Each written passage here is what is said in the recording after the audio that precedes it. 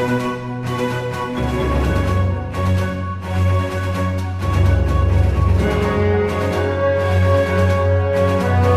to the English edition of Rakyat Bersuara. With us today we have Dr.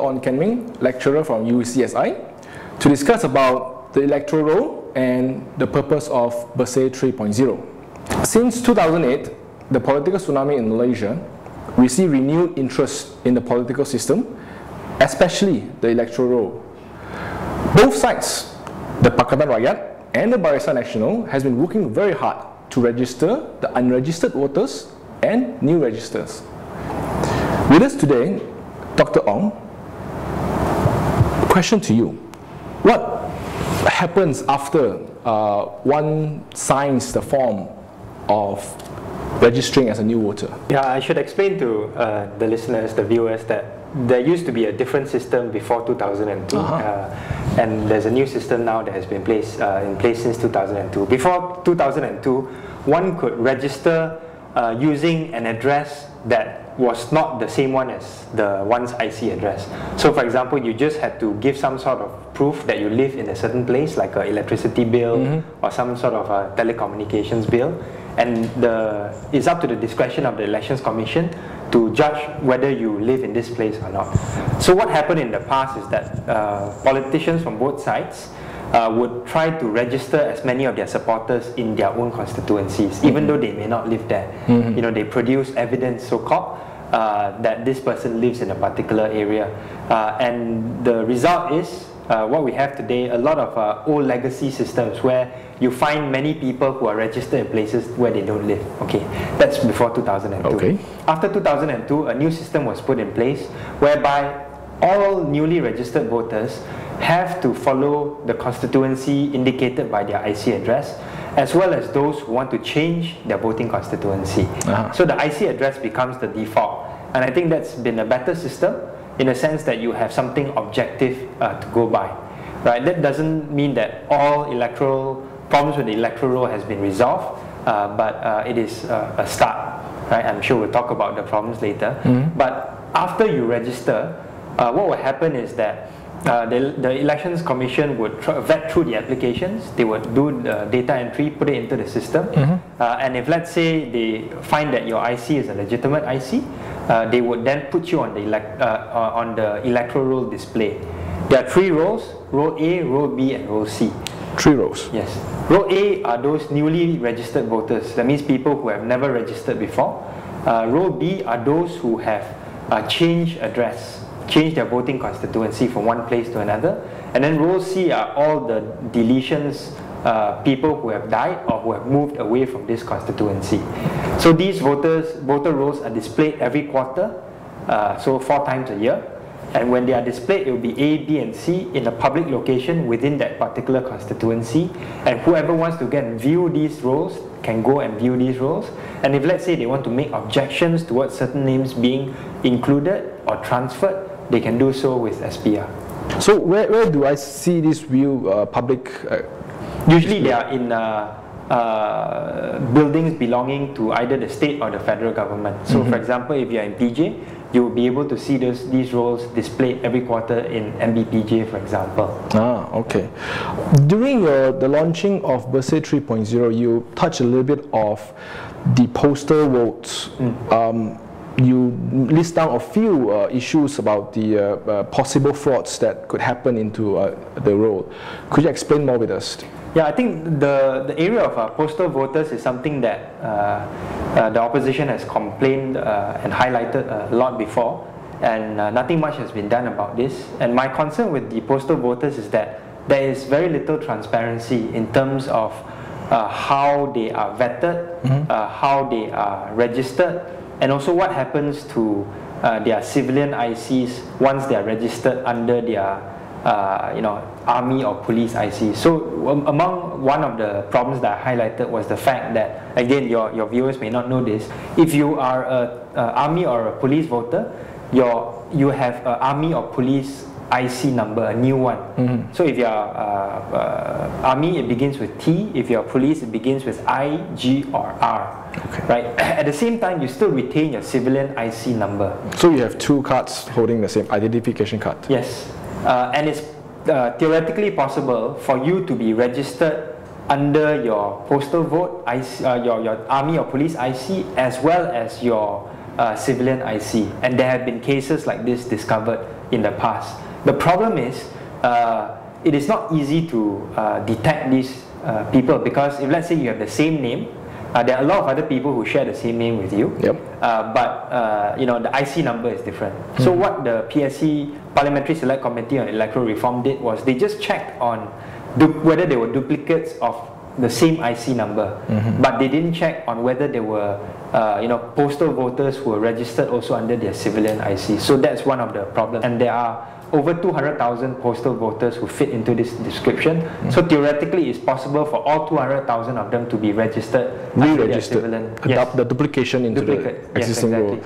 Does this 200,000 over postal voters, do they go through the same vetting system and public display and all? Theoretically, you should do that, but because they are registered at army bases, you know, the public don't really go in there to you know, vet those entries. Correct. So that's one of the reasons why I think it's not very transparent. Okay. Yeah. So probably you could give us some examples, one or two examples of fraud cases that you. Okay. Another example that we found was, you know, I've talked about how a civilian can, a postal voter can register using his or her civilian IC.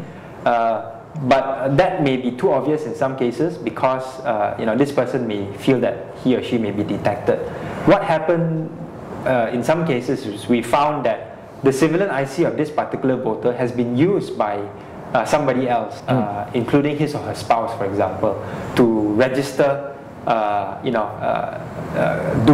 two times. One using the spouse's own IC, and then another time using the civilian IC of the husband or wife who is a army or a police postal voter. So one of the things that that gave this person away was the fact that this person's IC address was ended with an odd number, indicating that this person is male. Okay. But the person who registered was actually female. And when we keyed in this IC into MyEG, we found that this person was actually, the real name was actually male, and this person was also a postal voter. So you know, not only can, you know, the 200,000 be duplicate registers themselves, but if, let's say, they don't register themselves, they could give the IC to somebody else to register. So that's another example of how this kind of fraud can happen with postal votes. Is the spouses of the armies and the police officers postal voters as well?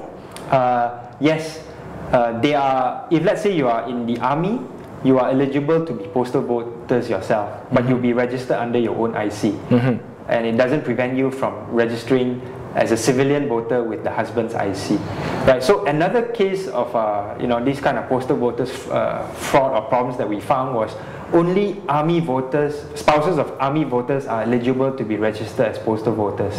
But we found 4,000 over wives of spouses of police voters who are registered as postal voters, and there's no provision within the Elections Registration Act for spouses of police voters to be registered as postal voters. So that is a third kind of fraud that we found, or possible fraud that we found. Okay, that's 4,000 detected by researchers and also volunteers. Yes, part of my research at UCSI. But there are still many open, undiscovered. Yeah, this could be the tip of the iceberg, especially with regard to the duplication of you know, voters using IC, and as well as you know, army and police numbers. There are some talks and discussion about putting RELA members as postal voters. What are your views on that? We haven't seen examples of that cropping up yet in our research. But the thing is, it's hard to detect because you know, as of now, we don't see RELA people being assigned you know, special IC numbers. So we don't really see a lot of examples of that happening. But in the future, you know, we don't know whether that will happen or not. Okay. Yeah. All right. Maybe I can give two other examples of just to wrap it up, of postal voter problems. One is the presence of police and army who are above retirement age. So if you're in the army and you're above 55, you're supposed to retire from the army, and once you do that, you are not eligible to be postal voters anymore. If you're the police, it's 58. So we found instances of this happening as well, whereby we had a 61 and a 62-year-old army and police personnel who is still registered as a postal voter, and in one particular case in Lumut, we found a police that was born in 1900, who was over 100 years old now, still registered as a postal voter in Lumut. He must be a very dedicated serviceman to the country. Also very fit. Also very fit, yeah. Okay. And then the last example is of army and police recruits who are above the recruitment age. So for the army, for example, the maximum recruiting age is 30.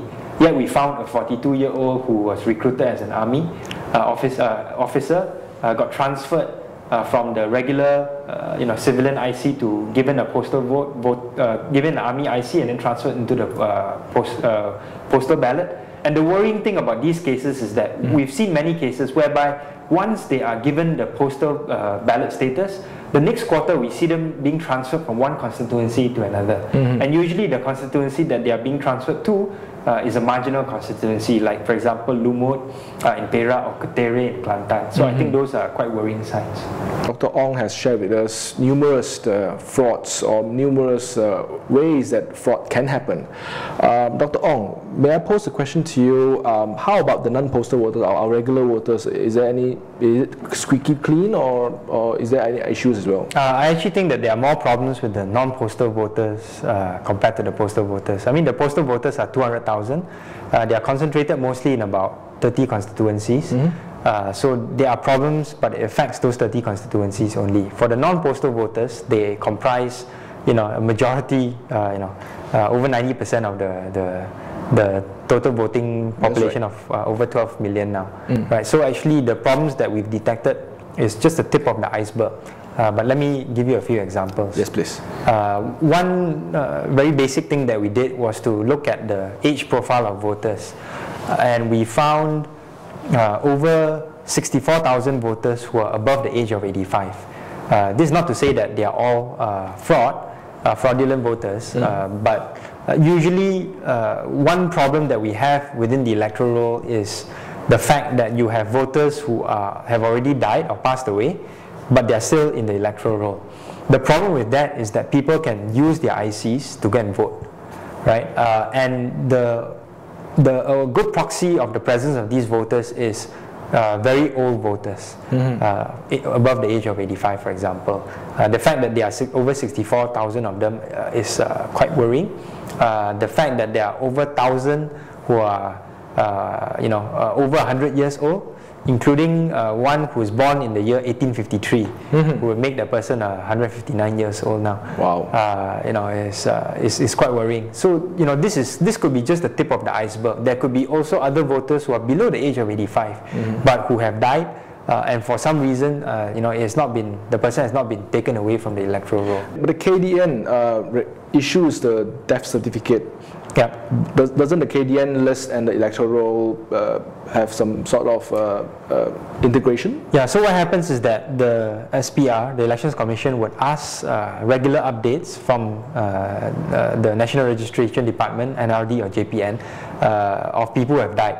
And these voters, this list is given to SPR, and these voters are then taken away.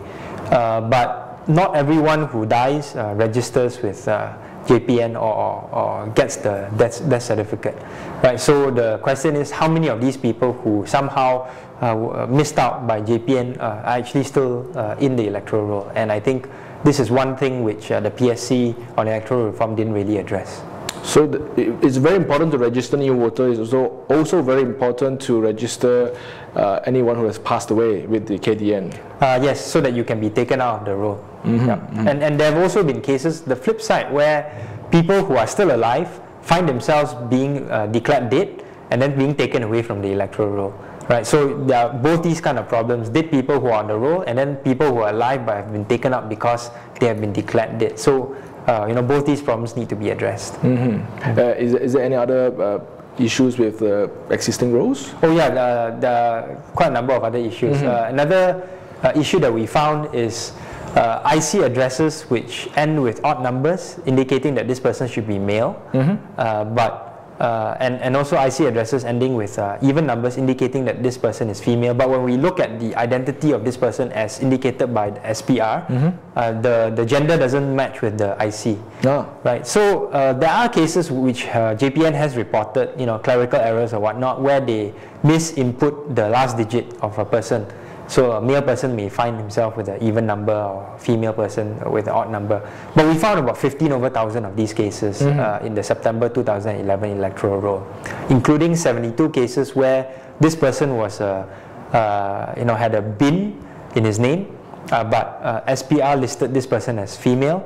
76 people with the name Binti, but SPR registered them as male. Right. So all these cases does not mean that there's fraud, but it definitely indicates problems with the electoral roll that, again, the PSC on electoral reform failed to address. So is it fair to say it's a problem with the EC, or the issue starts cropping with the KDN? I think it's more to do with the JPN, Jabatan Pendaftaran Negara, because I think there are a lot of problems there that needs to be cleaned up, because it includes things like, issuing of, false ICs perhaps, or fake ICs that occurred in Sabah during the Project IC, period in the 1990s. So I think SPR cannot take the full blame. I think JPN needs to get its act together as well. Okay. About another problem, which is that we've not really done enough research on, which is the possible inclusion and a deletion of voters from the electoral roll that are not indicated in the list A, B, or C. I've talked about list A, B, and C just now. There have been some cases that have been reported whereby this person has been added onto the electoral roll, but not indicated in either A or B. And also people who have been taken away from the electoral roll and not indicated in list C. Right? So, preliminary estimates show that there could be as many as 100,000 people who have been taken away without display, and possibly 100,000 people who have been added onto the electoral roll without public display. Right? So I think this is something which needs further investigation. And again, like I said, it could be just the tip of the iceberg of more systematic fraud that has been conducted by certain people. Is there a particular reason why they're taken away or added to the roll? Well, if let's say one wants to be more devious, so to speak, you can say that people have been taken away from the electoral roll because there is a propensity for these people to support the opposition, for example, and people who have been added without display, whereby they may not have gone through the legitimate channels of registration. Right? So I think it's linked to another problem that we found in the electoral roll, whereby we found people with the same name, a high number of people with the same name, and also born on the same day. So their IC numbers are almost identical. They have the same name, and there are a lot of these kind of people with the same name. So in the Terengganu electoral roll, we found over 300 people with the name Fatima binti Ismail, over 200 people with the name Fatima binti Abdullah, and we found about 10 cases of the first where they had the same name and born on the same day. In the second case, we found about 13 cases with Fatima binti Abdullah. Right, so these could be cases whereby somehow these IC numbers were perhaps given to them for some reason or another, and these are the type of voters that may not appear on the public display, because if they did, maybe people will object to them. So you're saying that there are 500 Fatimas in Terengganu with a similar IC number? No, 300 Fatima binti Ismails, about 200 plus Fatima binti Abdullahs. Okay. Not all of them have the same IC number, but we found pairs of them which are born on the same day.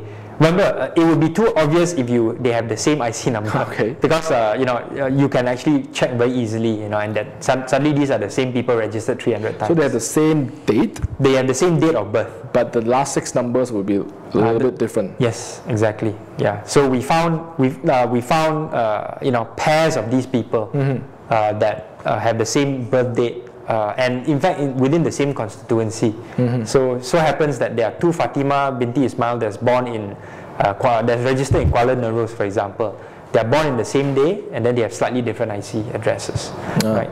Is it only in Terengganu, or is it always happened throughout Malaysia? We are replicating this data, and what we found so far is that there are similar instances of this in Pahang as well as Kedah and Kelantan. But we haven't gone through the same kind of analysis in the other states yet. So are you the only party who's reporting this, or is there other people who's finding the same trends? Yeah, I think I'm the only researcher who's doing this for the whole country.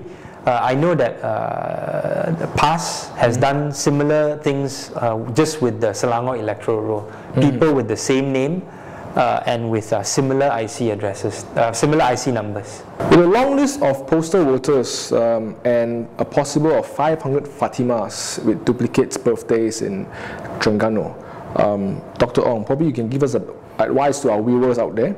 What they can participate, how they can improve to ensure there's a clean, free and fair elections in the next general election. Yeah, I think there are a couple of things which your viewers can do. I think the first thing that they should do is to check on the SPR website that their voting constituency and location has not been changed. That means it is the same place that they are used to going to vote, and the constituency that they belong to has not been changed as well, because there have been some cases, over 30,000 cases in the past year where people have been moved from one constituency to another, even though their voting location remains the same, but somehow the lines have been redrawn such that they are voting in another constituency now. So I think if that's the case, then this person has the right to go and lodge a complaint with the EC. Check also that your family members who are living with you are registered in the same place and also voting in the same constituency. That's the first thing that you can do. The follow-up to that would be to, if you're really concerned, go to your ADUN or your MP and check to see whether there are other people who are registered at the same address as you. If let's say there are people perhaps of a different race, you don't know these people, who are registered at your location, then you can actually ask the ADUN or MP to help you to register a complaint against the Election Commission, to the Election Commission, to say that there are fraudulent voters in your constituency, in the address that you belong to, and perhaps try to get them struck off the electoral roll. All right.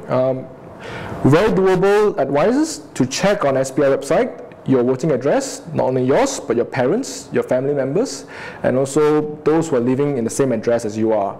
With that, I thank you, Dr. Ong, for sharing your thoughts with us in this English edition of Rakyat Bersuara. If you like what you've been watching, please tell to all your friends and family members, share on Facebook, retweet us or tweet us about this video link. Most importantly, at the bottom of the YouTube panel, put a thumb up, like us, and then we'll see you on the next Rakyat Bersuara, the English edition.